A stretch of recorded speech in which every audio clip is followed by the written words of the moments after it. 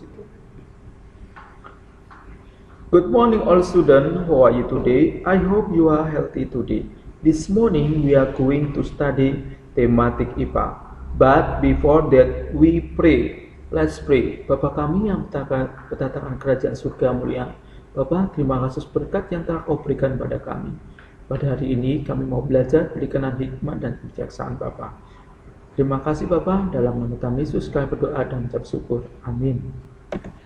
Hari ini kita akan belajar tematik IPA dengan subtema cara menghemat energi listrik.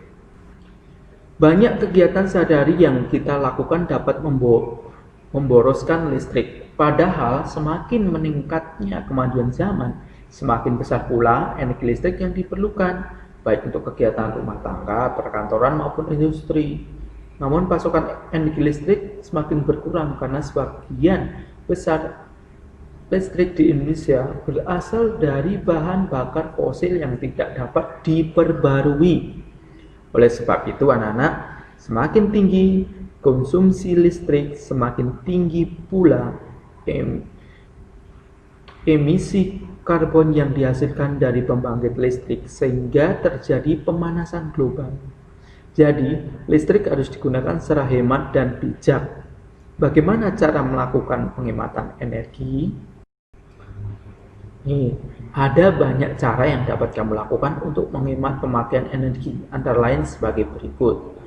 Mematikan lampu saat keluar ruangan, mematikan televisi saat tidak digunakan, mencetak kertas secara bolak-balik, jadi tidak banyak kertas yang digunakan, mematikan perangkat elektronika saat tidak digunakan, menutup kulkas dengan rapat, mematikan pendingin ruangan saat ruangan tidak digunakan, mengatur pendingin ruangan pada suhu 24 derajat, menggunakan lampu hemat listrik atau LED.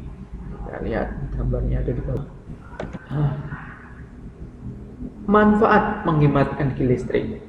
Penghematan energi listrik, misalnya energi listrik, sangat penting dalam kehidupan kita dan dapat memberi manfaat. Sebaliknya, pemborosan listrik akan mengakibatkan banyak persoalan.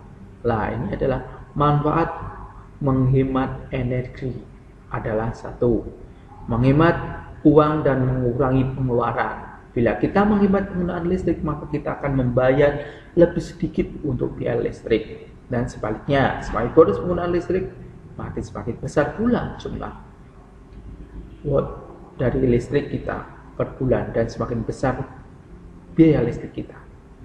Dua, mengurangi polusi. Polusi meningkat baik karena penggunaan alat listrik maupun penggunaan bahan bakar fosil untuk kendaraan bermotor. Bila kita boros listrik, maka alat listrik akan menunjukkan polusi seperti panas, bising, dan asap. Tiga, menjaga sumber daya alam. Semakin banyaknya batu bara atau minyak yang harus dibakar oleh pembangkit listrik atau digunakan dalam kendaraan bermotor, berarti semakin cepat pula deposit batu bara atau minyak akan habis. Ini akan menyebabkan batu bara atau minyak semakin susah didapat dan harganya semakin mahal. Sebaliknya, bila kita menghemat energi, maka kita dapat mengurangi habisnya sumber daya alam ini.